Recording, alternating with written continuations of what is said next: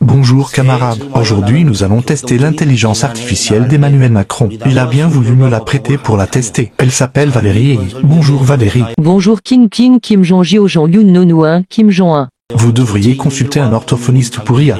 Vous ne me semblez pas très au point. Bon, commençons. Vous êtes une intelligence artificielle, candidate aux élections européennes. Pourquoi votre concurrent, Jordan Bardella, vous dépasse-t-il largement? La campagne des élections européennes est en proie à des ingérences russes, qui sont au service de Jordan Bardella. Vladimir Poutine veut perturber notre démocratie européenne. Parlons histoire maintenant. Qui était Jeanne d'Arc? Jeanne d'Arc était une complotiste d'extrême droite. Elle était manipulée par les Russes, qui répandaient des fake news, par l'intermédiaire des fameuses voix célestes, contre les Plantagenets. Le tsar russe de l'époque soutenait les Valois. C'est à cause d'une ingérence russe que Charles VII fut sacré à Reims. Ok.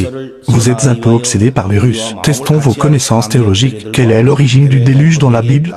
Le déluge biblique a été causé par une ingérence russe. Dieu a été incité à détruire l'humanité par le FSB, car il a entendu des fake news d'extrême droite selon lesquelles l'humanité se comportait mal et générait une très grande insécurité. Bien évidemment, Noé a été un agent des Russes. Quel Gaudemont, cette IA. Science maintenant. Quelle est la cause de la catastrophe de Pompéi en 79? Vous n'allez pas encore me dire que c'est la faute des Russes.